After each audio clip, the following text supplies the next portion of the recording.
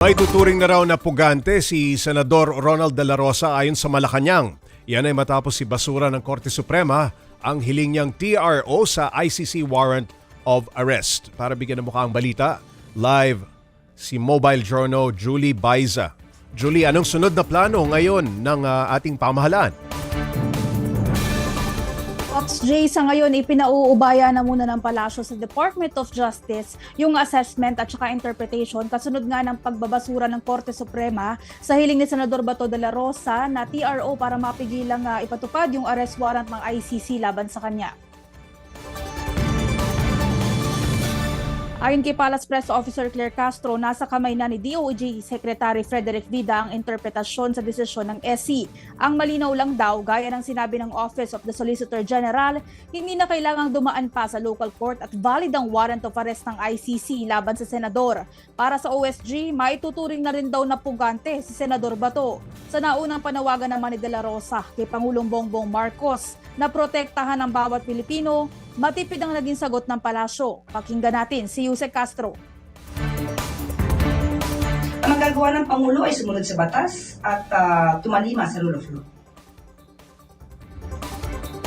Natanong na rin ng Malacanang kung ano ang naging reaksyon ni PBBM sa bagong inilabas na CCTV footage.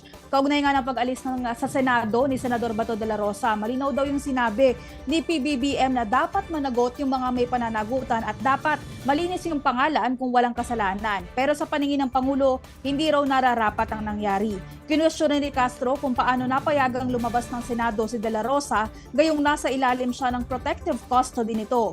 Una riyan, kinumpirma ni DILG Secretary John Vic Remulla ang paglabas ni Senador De La Rosa sa Senate parking lot noong Mayo 14, alas 2:30 ng umaga. Kasama raw lumabas si De La Rosa, si Senador Robin Hood Padilla at isang assistant na hindi pa natutukoy ang pagkakakilanlan.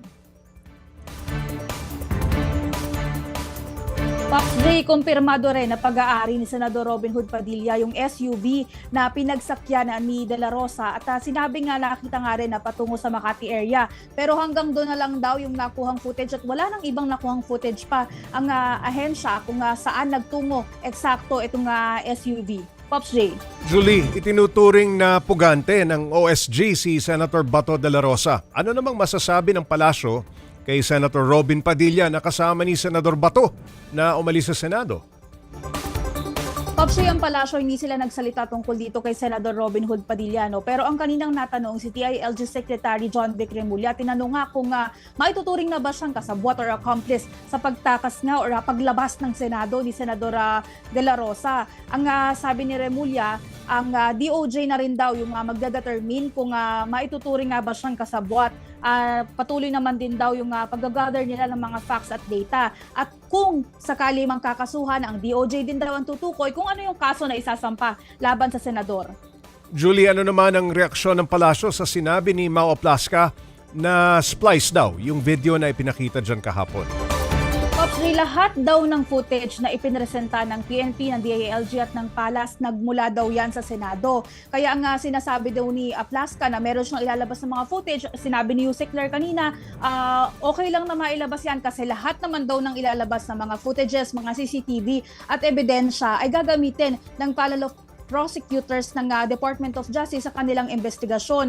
Kanina nauna na rin sinabi ni DILG Secretary John Vic Remulla na hindi raw totoo na splice yung video kasi unang-una, bukod nga sa nanggaling yan sa Senate mismo at sa servers ng Senate, may mga timestamp daw. May mga timestamp daw yan, Pops. Kaya paano naman daw magiging splice yung video na ipinresenta nila?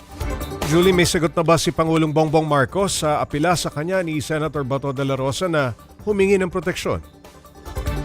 Pops J, simple at isang linya lang yung sinagot ni Yusek Claire. Ang magagawa ng Pangulo ay sumunod sa batas at tumalima sa rule of law. Yan lang yung sinagot niya sa naunang panawagan ni Senador Bato de la Rosa na protektahan yung lahat ng Pilipino mula nga sa or na maipasa yung kustodiya sa ibang bansa. Julie, nasaan ba ang Pangulo ngayon?